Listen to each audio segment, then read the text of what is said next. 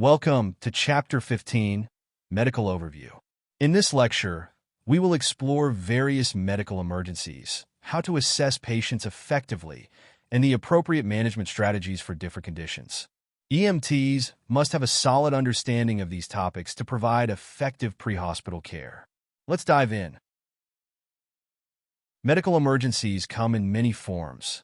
Respiratory emergencies occur when a patient has difficulty breathing or inadequate oxygen delivery to tissues. Cardiovascular emergencies involve the circulatory system and can lead to life-threatening conditions. Neurologic emergencies affect the brain, while gastrointestinal conditions like appendicitis and pancreatitis can cause severe pain and complications. Urologic emergencies, such as kidney stones, can cause severe discomfort and complications. Endocrine emergencies are often linked to diabetes mellitus and its complications. Hematologic emergencies involve blood disorders, such as sickle cell disease or clotting abnormalities, which can be life-threatening. Immunologic emergencies occur when the body reacts to foreign substances, leading to conditions like anaphylaxis. Toxicologic emergencies involve poisoning or substance abuse, requiring rapid intervention. Some emergencies arise from psychological or behavioral problems, necessitating a specialized approach. Gynecologic emergencies, including issues with the female reproductive organs, also require prompt medical attention. As an EMT, recognizing and categorizing these emergencies allows you to provide the most appropriate care. Always stay vigilant for signs of medical distress and gather as much information as possible to guide your treatment decisions. Patient assessment in medical emergencies follows a similar framework to trauma assessments, but focuses on different aspects. You must determine the nature of illness, NOI, identify symptoms, and assess the chief complaint to guide your treatment approach. Establishing an accurate medical history is essential. Use dispatch information as a starting point, but avoid locking into a single diagnosis too early. Keep an open mind and gather information from bystanders, medications, or medical alert bracelets. Some patients may be uncooperative or hostile, making assessment difficult. Maintain a calm, professional demeanor and avoid labeling patients. Even frequent callers may have a legitimate medical complaint that requires your attention. Before approaching a patient, ensure the scene is safe. Use standard precautions and determine the number of patients. Assess the nature of illness and develop an index of suspicion for underlying conditions that may not be immediately apparent. The primary assessment starts with developing a general impression. Conduct a rapid examination to identify life-threatening conditions and assess the patient's level of consciousness using the AVPU scale: alert, verbal, pain, or unresponsive. Airway and breathing assessment is crucial. In conscious patients, ensure the airway is open and breathing is adequate. For unconscious patients, use proper techniques to maintain an open airway and assess respiratory rate, depth, and quality. Provide oxygen to patients in shock, those with difficulty breathing, or those showing low oxygen saturation levels. Unconscious patients may need airway adjuncts and ventilatory assistance with a bag mask device. Circulation assessment involves checking pulses and evaluating skin condition, temperature, and color. For unconscious patients, assess circulation using the carotid artery. Identifying circulation issues early is critical in managing shock and perfusion problems. Make a transport decision based on the severity of the patient's condition. Patients with altered mental status, airway or breathing problems, or severe circulatory issues should be transported rapidly. Gather a thorough history to determine the underlying cause of the patient's condition. For unconscious patients, look for medication containers, medical devices, or other clues that can provide valuable information. Use the sample history method. Signs and symptoms, allergies, medications, past medical history, last oral intake, and events leading to the illness.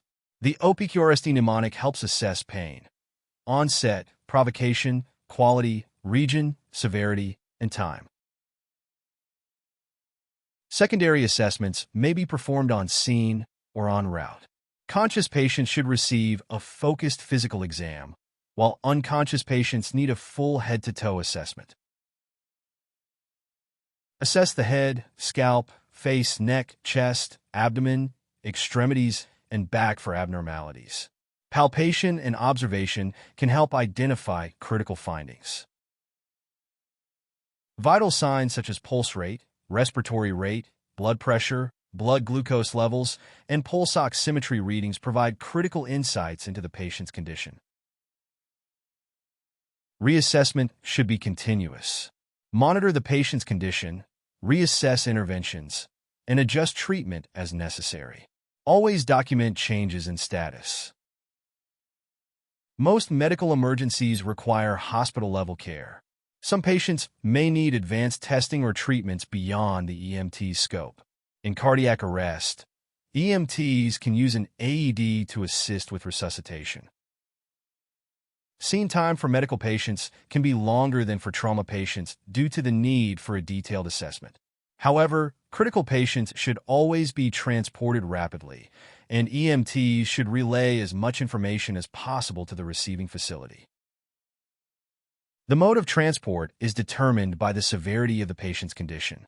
Life-threatening conditions warrant lights and sirens, while non-emergent cases may benefit from a calmer transport. Ground and air transport are the two primary options available. Ground transport typically consists of ambulances staffed by EMTs and paramedics. This mode of transport is used for most medical emergencies that require hospital evaluation but do not need immediate advanced interventions en route. Air transport is often utilized for critically ill or injured patients requiring rapid transport to specialized facilities. Helicopters or fixed-wing aircraft are staffed by critical care transport professionals and paramedics. Selecting the appropriate destination is crucial. While the closest hospital is often preferred, certain medical conditions may require transport to specialized centers, such as stroke centers, trauma centers, or cardiac care facilities. When dealing with infectious diseases, treat these cases like any other medical emergency while taking appropriate precautions. Perform scene size-up, use PPE, and complete a thorough primary assessment. Obtain a sample history and assess the patient's exposure risk. Ask about recent travel, symptoms, and possible contact with infected individuals. Understanding transmission routes will help protect both providers and patients. Management focuses on stabilizing life-threatening conditions, using PPE, and preventing the spread of infection. Keep the patient comfortable and warm while ensuring safe transport. An epidemic occurs when new cases of a disease significantly exceed expectations. A pandemic is a global outbreak. EMTs must stay updated on emerging diseases and follow public health guidelines to limit transmission. Influenza is highly contagious, affecting those with weakened immune systems the most. It spreads through direct contact, droplets, and airborne particles. Common symptoms include fever, cough, and body aches. When treating flu patients, EMTs should wear gloves, eye protection, and an N95 mask. Patients should be given a surgical mask. Annual flu vaccinations are strongly recommended for EMS personnel. Herpes simplex is a common virus that causes cold sores and genital lesions. It spreads through close personal contact.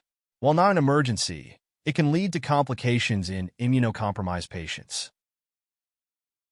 HIV is not easily transmitted in EMS settings. However, exposure to infected blood or body fluids poses a risk.